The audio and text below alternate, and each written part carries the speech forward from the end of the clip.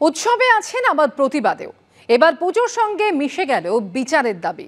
New টাউনের একটি ক্লাবের সদস্যরা প্রতিমা আনতে গিয়ে স্লোগান দিলেন জাস্টিস ফর আরজি কর। অন্যদিকে পূর্ব মেদিনীপুরের একটি ক্লাবের আমন্ত্রণ পত্রে লেখা হলো উই ডিমান্ড জাস্টিস।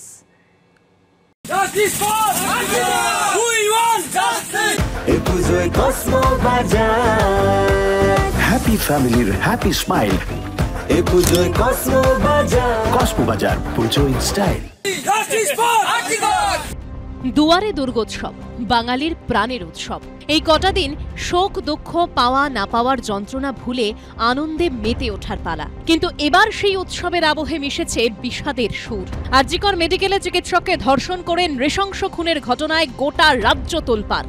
শারদোৎসবেও প্রতিবাদের ছোঁয়া।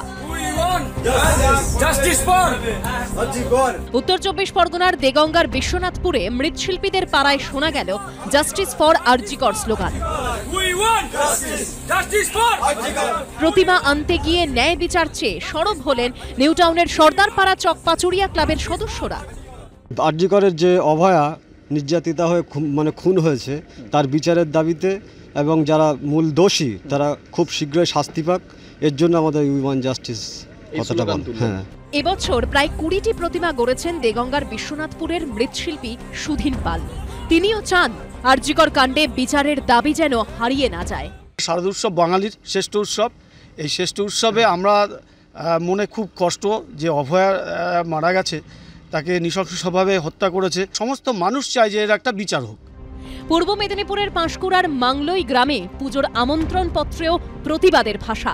18তম বর্ষে শারদীয় শক্তি আরাধনা পুজো কমিটির পুজোর থিম চিত্রে ও কাব্যে অভয়ার পথে।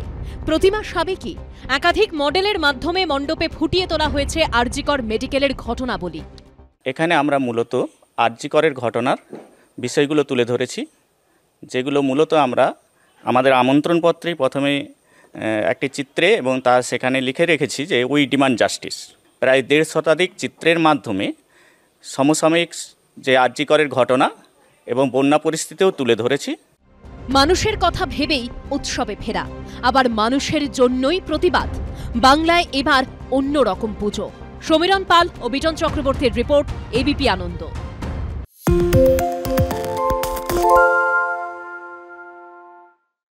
সত্য অন্তহীন, সত্যের খোঁজও তাই, সত্য সন্ধানে তাই আমরা অক্লান্ত, অকুতভয়। এবিপি আনন্দ নতুন ভাবনার প্রতীক, যা মনে মুক্ত, তথ্যে যুক্ত এবং যাবতীয় সীমানার বাঁধন থেকে মুক্ত। সীমা না শব্দটির মধ্যে লুকিয়ে আছে মানা শব্দটি, যেন চোখ রাঙানি এক অদৃশ্য ব্যানাজার, যা আটকে রাখে আমাদের এক ছোট্ট গণ্ডির মধ্যে। একমাত্র সঠিক খবরই গড়ে তুলবে এক মুক্ত সমাজ। সেই জগৎ গড়ার লক্ষ্যে কোনো সীমানার ঠুকুটি আমরা মানব না। এবিপি আনন্দ এগিয়ে থাকে, এগিয়ে রাখে।